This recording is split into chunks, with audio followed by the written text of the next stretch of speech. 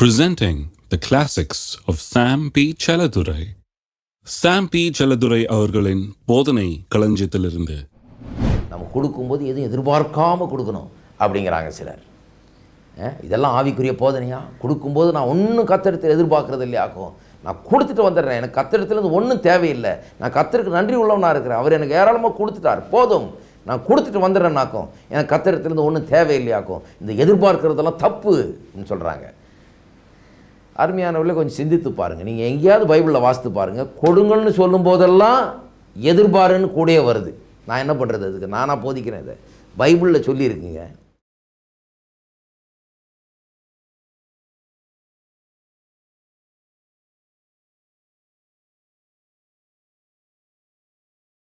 கர்த்தர் நல்லவர்ங்கிற இந்த நிகழ்ச்சியின் மூலமாக பொருளாதார செழிப்பை குறித்த சில சத்தியங்களை நான் பகிர்ந்து கொண்டு வந்திருக்கிறேன். இதை பல்வேறு பகுதிகளாக நாம் படித்து வருகிறோம். இப்பொழுது 4ஆம் பகுதியை போதித்து கொண்டிருக்கிறோம். இது பெருக்கம் என்பதை குறித்த பகுதி. பெருக்கத்தை குறித்து இங்கே போதித்து வருகிறோம். பொருளாதார பெருக்கம் எப்படி ஏற்படுகிறது, எப்படி தேவன் அதை திட்டமிட்டு வைத்திருக்கிறார் என்பதை நாம் பார்த்து வருகிறோம். பொருளாதார பெருக்கம் தேவனுடைய எண்ணத்திலே உருவான ஒன்று.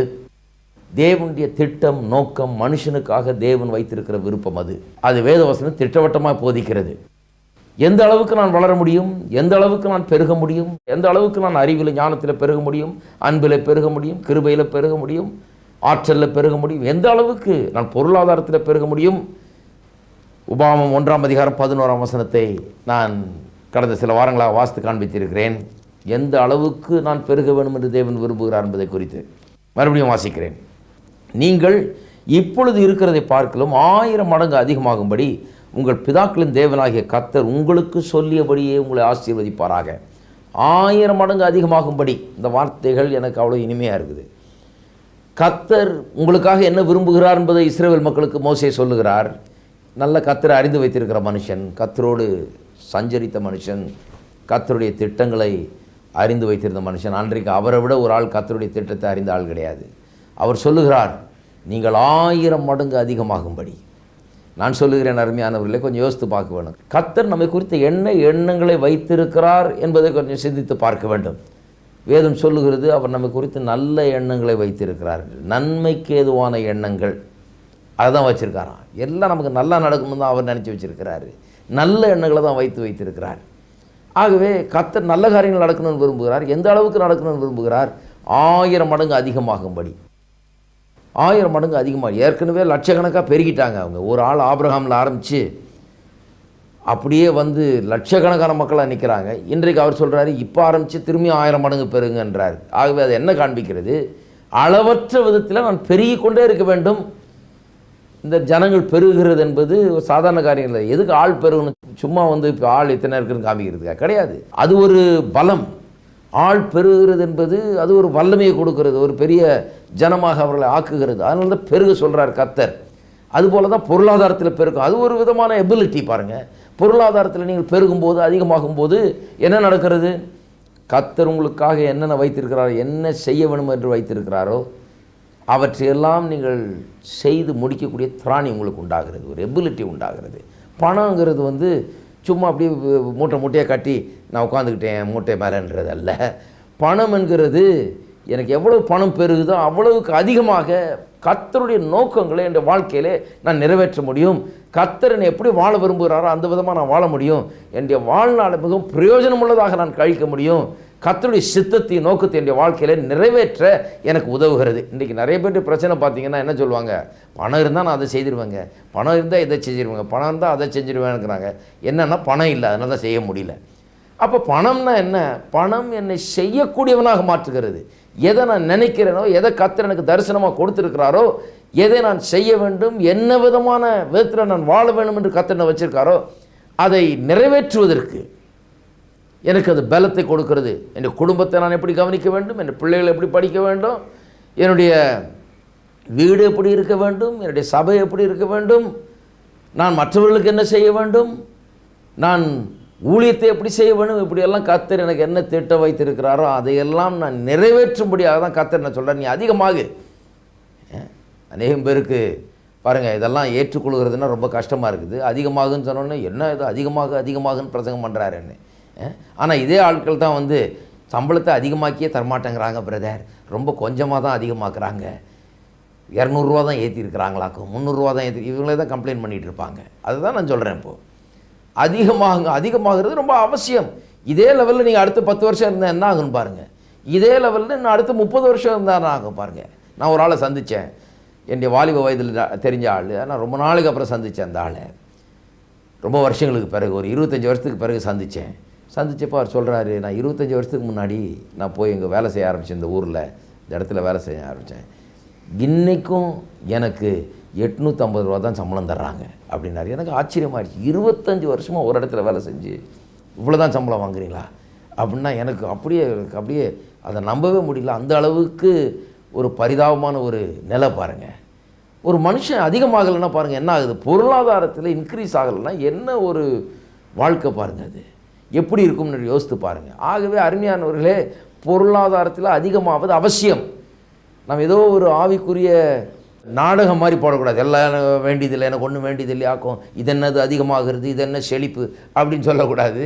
அருமையானவர்களே, கர்த்தர் அதிகமாகுன்னு சொன்னால் அதில் விஷயம் இருக்குது.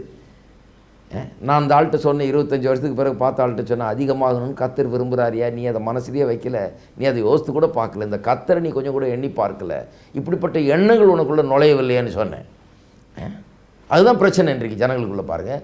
இன்றைக்கி சில நேரத்தில் ஜனங்க வந்து இயேசுவை விசுவாசிக்கிறார்கள், இயேசுவை ஏற்றுக்கொள்கிறார்கள், அதெல்லாம் உண்டு.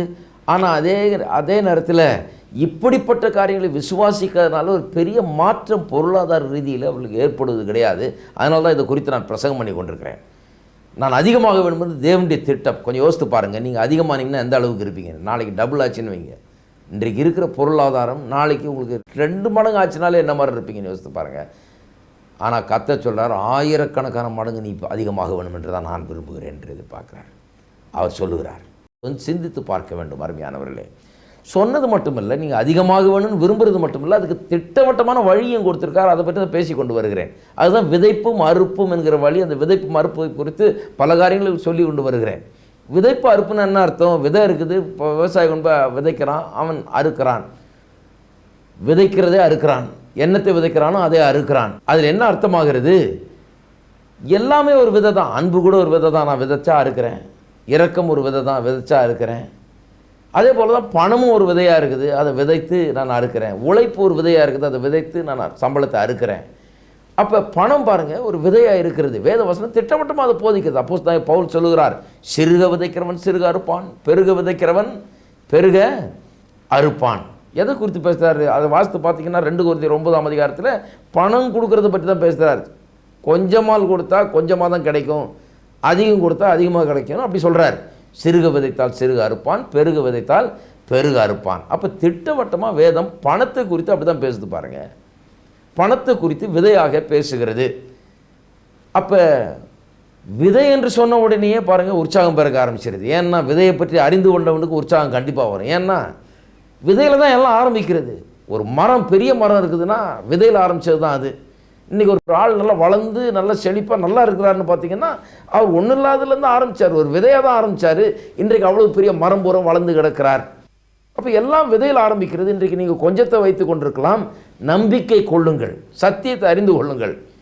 ஒரு பெரிய மரம் போல வாழ்க்கை வளர்கிறதுக்கு இந்த சிறிய விதையை எப்படி பயன்படுத்துறதுன்னு தெரிய வேண்டும். நாளைக்கு உங்களுடைய எதிர்காலத்தை இந்த விதை நிர்ணயிக்கிறது. இந்த விதை பெருக முடியும்.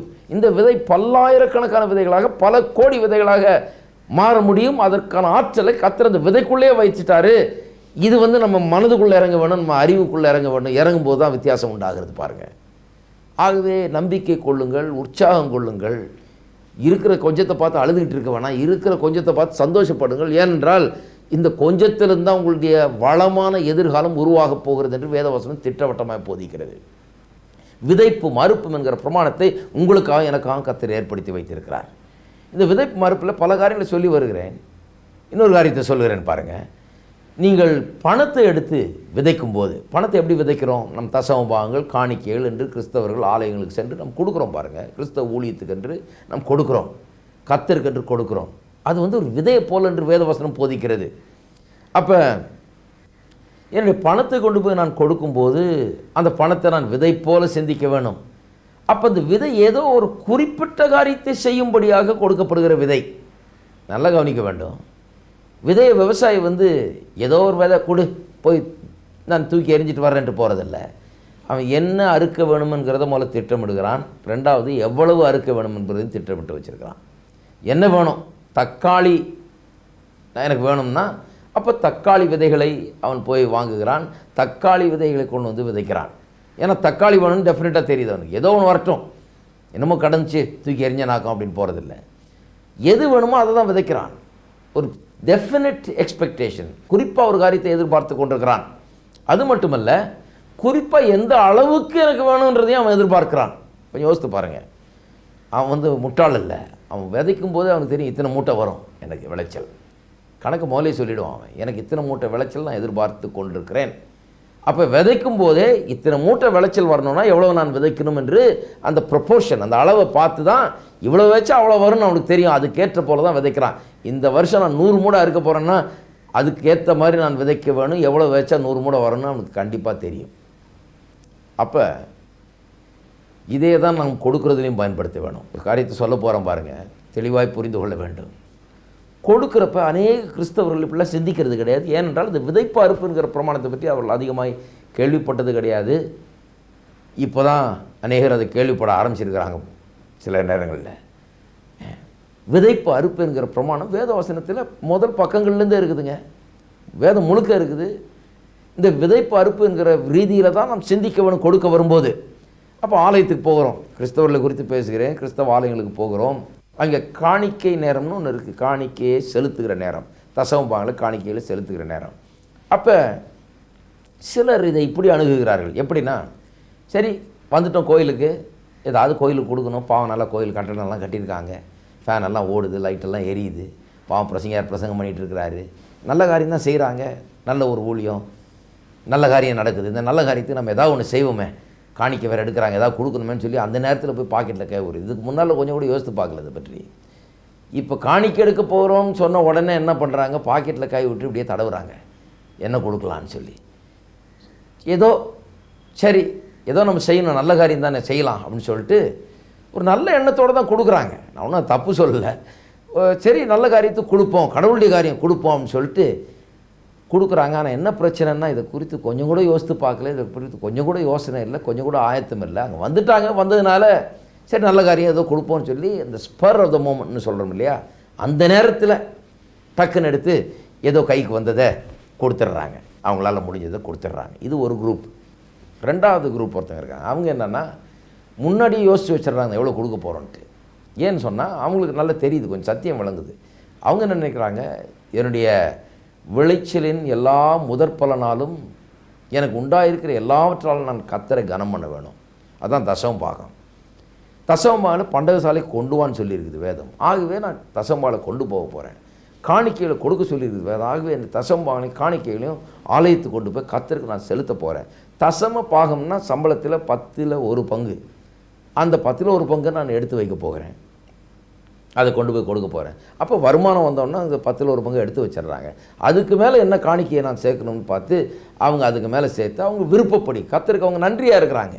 கர்த்தர்கிட்ட தான் எல்லாம் வந்தது, கர்த்தருக்கு நான் தாராளமாக கொடுக்கணும், ஒரு நல்ல காரியம் நடக்குது, இது கர்த்தர் கொடுக்கும்போது கர்த்தர் இதில் பிரியப்படுகிறார் அப்படின்னு சொல்லி ஒரு நல்ல எண்ணம் தான் அவங்களுக்குள்ளே இருக்குது பாருங்கள். முதல்ல கர்த்தரை கனம் பண்ணுன்ற எண்ணம், கண்டிப்பாக நான் கர்த்தருக்கு கொடுக்கணும், கர்த்தரை கனம் பண்ணுன்ற அந்த எண்ணத்தினால, கர்த்தர் மேலே இருக்கிற வாஞ்சியினால, பிரியத்தினால அவர்கள் என்ன பண்ணுறாங்க, கொடுக்குறாங்க. ரொம்ப நல்லது. இது ரொம்ப அந்த முதல் குரூப்போட இது ரொம்ப தேவலாம். நல்ல சில காரியங்களை புரிந்து வைத்துக்கொண்டு அவங்க என்ன பண்ணுறாங்க, வீட்டில் வரும்போதே எல்லாம் ரெடி பண்ணி எடுத்துகிட்டு வந்துடுறாங்க. அங்கே தடவிட்டு இருக்கிறது இல்லை, அங்கே என்ன கொடுக்கலாம் ஏது கொடுக்கலாம் அந்த கடைசி நேரத்தில் யோசித்து தங்களால் முடிஞ்சதை பண்ணுறது இல்லை. வரும்போதே ரெடியாக வந்துடுறாங்க, இவ்வளோ கொடுக்க போகிறேன்னு தீர்மானம் பண்ணிட்டு வந்துடுறாங்க. ரொம்ப நல்லது. ஆனால் நான் ஒன்று சொல்லுகிறேன், நல்லது ஆனால் பத்தாது. ஏன்னா இதை விட ஹையர் ஸ்டேஜ் ஒன்று இருக்குது, அதுக்கு தான் கர்த்தர் நீங்கள் வர வேண்டும் என்று விரும்புகிறார். இந்த 3வது ஹையர் ஸ்டேஜ் என்னன்னு சொன்னால், கர்த்தரை நான் கனம் பண்ணுறேன், கர்த்தரின் மேலே நான் பிரியமாக இருக்கிறேன், வாஞ்சியாக இருக்கிறேன், அதனால் கொடுக்குறேங்கிறது நல்லது. ஆனால் அதை விட ஹையர் ஸ்டேஜ், அதை விட மேலான ஒரு நிலை என்னன்னு சொன்னால், கர்த்தர் என்னை பெருக பண்ணும்படியாக விரும்புகிறார், எனக்காக நோக்கங்களையும் திட்டங்களையும் வைத்திருக்கிறார், நான் நன்றாக இருக்க வேண்டும் என்று விரும்புகிறார், நான் சில காரியங்களை செய்ய வேண்டும், நிறைவேற்ற வேண்டும் என்று விரும்புகிறார். ஆகவே நான் பெருக்கத்துக்காக நான் விசுவாசிக்க போகிறேன், நான் கொடுக்கும்போது எனக்கு திரும்ப கொடுக்கப்படும் என்று நான் விசுவாசிக்கிறேன். நான் கொடுக்கும்போது நான் பணத்தை கொடுக்குறேன், பணத்தை அறுப்பேன், பண அறுவடை எனக்கு உண்டாகும், பொருளாதார அறுவடை எனக்கு உண்டாகும். பணத்தை நான் கொடுக்கிறேன், எனக்கு அபரிதமான ஆசீர்வாதங்கள் கர்த்தர் பல்வேறு வழிகளில் எனக்கு கொடுக்க போகிறார். அது இன்னும் என்னை பலப்படுத்தும், இன்னும் நான் கர்த்தருடைய சித்தத்தை செய்வதற்கு என்னை அது பலவானாக்கும் என்று விசுவாசித்து வந்து ஒரு எதிர்பார்ப்போடு ஏதோ ஒன்றை பெற்றுக்கொள்வதற்காக கொடுக்குறாங்க. அவங்க தசம்பாத்தை கொண்டாடுறாங்க, காணிக்கையை கொடுக்குறாங்க. கொடுக்கும்போது எப்படி கொண்டாடுறாங்க? ஒரு ஸ்பெசிஃபிக் அசைன்மெண்ட்டை கொடுக்குறாங்க அந்த சீடுக்கு. அவங்க என்ன சொல்கிறாங்க? சரி, எனக்கு இவ்வளவு இருக்குது, நான் நாளைக்கு இவ்வளவு இருக்க வேண்டும் என்று நான் விரும்புகிறேன். எனக்கு பல தேவைகள் வருது, தேவைகள் எழும்புகிறது அடுத்த மாதம் அல்லது இன்னும் 2 மாதத்தில். இந்த தேவைகள்லாம் சந்திக்கப்படும்படியாக நான் விரும்புகிறேன், எதிர்பார்க்கிறேன். ஆகவே அதற்கேற்றாப்போல் நான் கொடுக்க போகிறேன். எப்படி எவ்வளவு அறுக்க விரும்புகிறேன்னு நினச்சி அவன் அதுக்கேற்ற போல் விதைக்கிறானோ விவசாயி, அதுபோல் நான் எவ்வளவு நான் பொருளாதாரத்தில் பெற விரும்புகிறேன் தேவனிடத்திலிருந்து என்பதை தீர்மானித்து, எவ்வளவு எனக்கு தேவை, என் எதிர்பார்ப்புகள் என்ன, என் விசுவாசம் என்ன, நான் எதை செய்ய விரும்புகிறேன், எதை நிறைவேற்ற விரும்புகிறேன் என்பதை வைத்து அதற்கு வேண்டிய ஆதாரங்கள் தேவை, அதுக்கு பணம் தேவைன்னு சொல்லி அது நிமித்தமாக அதை பெற்றுக்கொள்ளும்படியாக கொடுக்கறதையும் அதிகரித்து அதுக்கேற்ற மாதிரி கொடுக்கறது. வெறும் வருமானத்துக்கு ஏற்ற மாதிரி கொடுக்கறது இல்லை, என்னுடைய எதிர்பார்ப்புக்கு ஏற்ற மாதிரி கொடுக்கறது, என்னுடைய விசுவாசத்துக்கு ஏற்ற மாதிரி கொடுக்கறது, என்னுடைய தரிசனத்துக்கு ஏற்ற மாதிரி கொடுக்கறது, அப்படி கொடுக்கறது. இதுதான் ஹையர் லெவல்ன்றேன். இப்போ இவங்க பாருங்கள், இவங்க ரொம்ப ஹை லெவலில் போயிட்டாங்க. இவங்க என்ன பண்ணுறாங்க? கொடுக்கும்போதே ஒரு பெரிய எதிர்பார்ப்போடு வர்றாங்க. இவங்க வந்து கடைசி நேரத்தில் தடவிட்டு இருக்கிறது இல்லை, வெறும் ஆயத்தத்தோடு மட்டும் வரல, ஒரு விசுவாசத்தோடு வர்றாங்க. எப்படி வர்றாங்கன்னா, வெறும் கர்த்தர் பேரில் இருக்கிற அன்பு வாஞ்சன் மட்டும் கிடையாது, பெரிய எதிர்பார்ப்பு. அவங்களுக்கு என்னென்னா, இதை கொண்டு போகிறேன், விதைக்கிறவனை போல நான் புறப்படுறேன். அவன் எப்படி வாரி இறைத்தான் விருத்தி அடைந்தான் எழுதியிருக்கிறது, அதுபோல் நான் வாரி இறைக்கும்படியாக போகிறேன். ஏனென்றால் ஏராளமாய் நான் பெற விரும்புகிறேன். கர்த்தருக்காக நான் இதெல்லாம் செய்ய வேண்டியது இருக்குது, எனக்கு அதிகமாக வேண்டும், பல மடங்கு நான் பெருக வேண்டும், இதே நிலையில் இருக்கக்கூடாது, நான் பெருக வேண்டும் என்கிற எண்ணத்தோடு விசுவாசத்தோடு போகிறான். அப்போ கொடுக்கும்போது அவனுக்கு வாஞ்சை இருக்குது, ஆண்டவர் மேலே அன்பு இருக்குது, நன்றி இருக்குது. ஆனால் அது எல்லாத்துக்கும் மேலே விசுவாசமும் இருக்குது, எதிர்பார்ப்பும் இருக்கிறது. ஆனால் அது கேட்ட உடனே சிலர் சொல்கிறாங்க, என்னையா இப்படி சொல்கிறீங்க, அது நல்லதே கிடையாது, நம்ம கொடுக்கும்போது எதுவும் எதிர்பார்க்காமல் கொடுக்கணும் அப்படிங்கிறாங்க சிலர். இதெல்லாம் ஆவிக்குரிய போதனையா? கொடுக்கும்போது நான் ஒன்றும் கர்த்தரிடத்தில் எதிர்பார்க்கறது இல்லையாக்கும், நான் கொடுத்துட்டு வந்துடுறேன், எனக்கு கர்த்தரிடத்துலேருந்து ஒன்றும் தேவையில்லை, நான் கர்த்தருக்கு நன்றி உள்ளவனாக இருக்கிறேன், அவர் எனக்கு ஏராளமாக கொடுத்துட்டார், போதும், நான் கொடுத்துட்டு வந்துடுறேன்னாக்கும், எனக்கு கர்த்தரிடத்துலேருந்து ஒன்றும் தேவையில்லையாக்கும். இந்த எதிர்பார்க்கறதெல்லாம் தப்புன்னு சொல்கிறாங்க. அருமையானவர்களே, கொஞ்சம் சிந்தித்து பாருங்கள். நீங்கள் எங்கேயாவது பைபிளில் வாசித்து பாருங்கள், கொடுங்கள்னு சொல்லும் போதெல்லாம் எதிர்பாருன்னு கூடயே வருது. நான் என்ன பண்ணுறது? அதுக்கு நானாக போதிக்கிறேன். இதை பைபிளில் சொல்லியிருக்குங்க, கொஞ்சம் யோசிங்க. நாம் சொல்லுகிற காரியங்கள் ஏதோ பெரிய ஆவிக்குரிய பெரிய சத்தியம் மாதிரி தோன்றினால் பார்த்தாது, அது கரெக்டாக இருக்கணும்.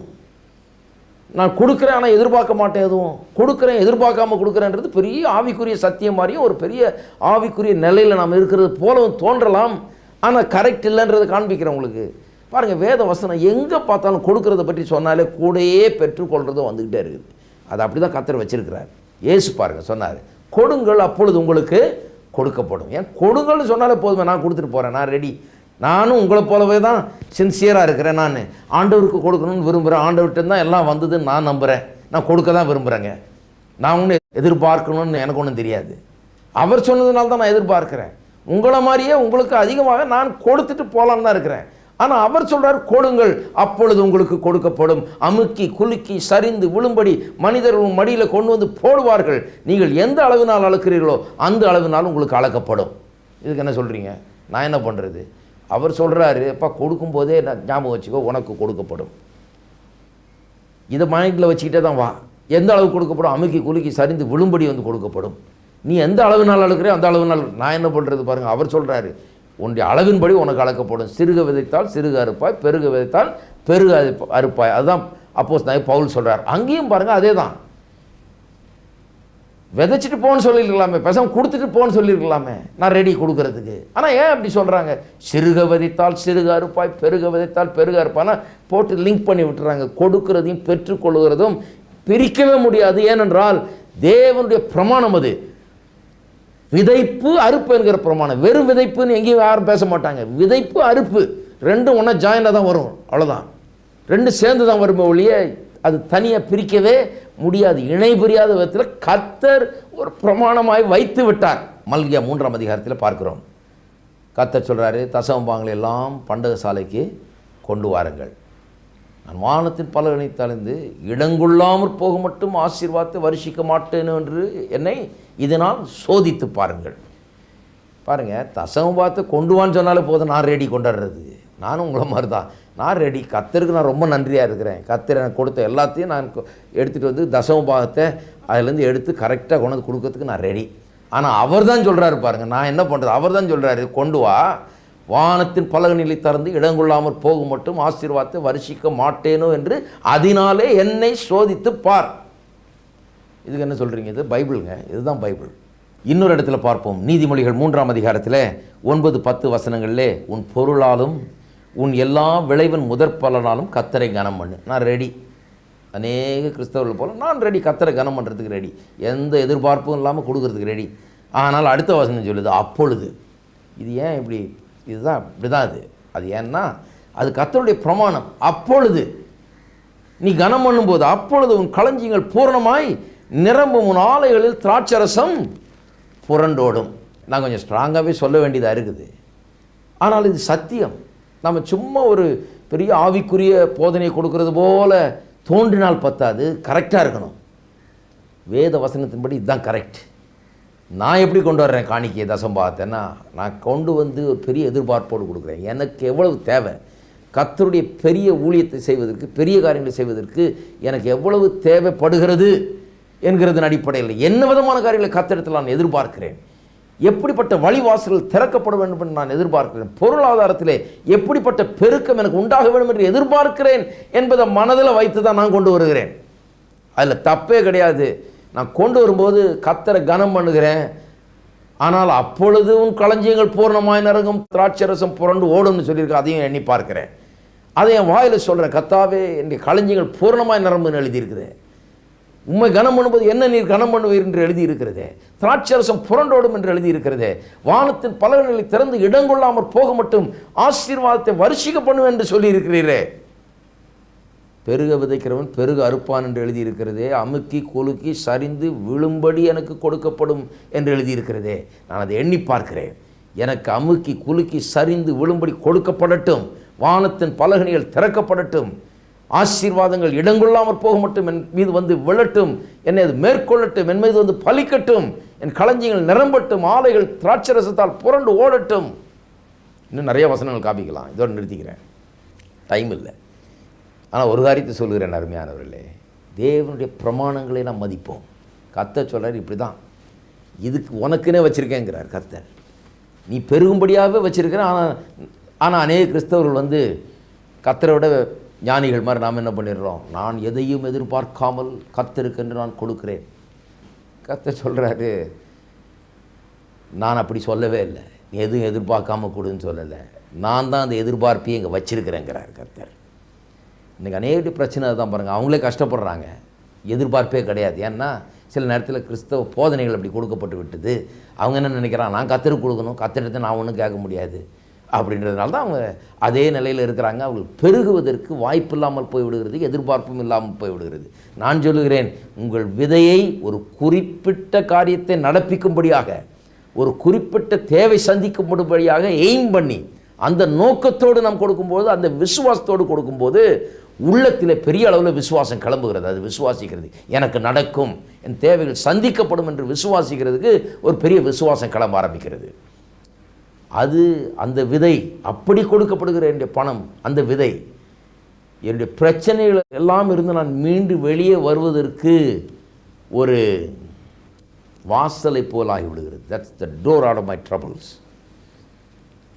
நான் அப்படி எதிர்பார்ப்போடு கொடுக்கறதுனால என்னுடைய பிரச்சனைகள்லாம் மீண்டு வெளியே வர்றதுக்கு ஒரு டோர் மாதிரி ஆகிப்படுது பாருங்கள். அது மட்டும் இல்லாமல் எனக்குள்ளே ஒரு எதிர்பார்ப்பு உண்டாகிறது. விவசாயம் எப்படி விதைச்சிட்டு எதிர்பார்க்குறானோ அதுபோல் எதிர்பார்ப்பு உண்டாகி விடுகிறது. கையில் இருக்கிறத நான் கொடுத்துட்டேன், நான் இதுவரை கண்டுறாத அளவுக்கு பெருக்கத்தை நான் எதிர்பார்க்கிறேன். இதான் விசுவாசம் பாருங்கள். கையில் இருக்கிறத வச்சுக்க தான் சொல்லணும், எல்லாம் இருக்கிறதையும் கோட்டை விட்டுறாத அப்படின்னு மனசு என்ன தோணுகிறது. ஆனால் இந்த மனசை தாண்டி விசுவாசம் ஒன்று இருக்கிறது. அது சொல்லுகிறது, இந்த கையில் இருக்கிறத ரிலீஸ் பண்ணு, கொடு. அப்பொழுது உன் கையில் இல்லாதது இதுவரை நீ கற்பனை கூட பண்ணி பார்க்க முடியாத அளவுக்கு உனக்கு இடம் கொள்ளாமல் போக மாட்டோம், ஆசீர்வாதம் வரும்னு. அதுதான் விசுவாசம். அருமையானவர்களே, விசுவாசம்னா அதுதான் இந்த கொடுக்கறதுல மேன்மை பாருங்கள். ஆனால் ஒரு காரியத்தை சொல்கிறேன், இப்படி நீங்கள் ஆவியிலே விசுவாசத்தினால் தூண்டப்பட்டு தேவனுடைய வார்த்தையின் சத்தியத்தை கேட்டது நிமித்தமாக உள்ளத்திலே நீங்கள் தூண்டப்பட்டு ஏவப்பட்டு இப்படி ஒரு காரியத்தை நீங்கள் செய்யும்போது அதை விட ஒரு அருமையான ஒரு நேரம், ஒரு க்ஷணப்பொழுது உங்களுடைய வாழ்க்கையில் இருக்கவே முடியாது. அந்த விதவை பாருங்கள், கடைசி சாப்பாடை சாப்பிட்டு சாகலான் இருந்தா. எலியாவின் காலத்தில் வீட்டுக்கு வர்றாரு, முதல்ல எனக்கு கொண்டான்றார், நான் சாப்பிட்றேன்.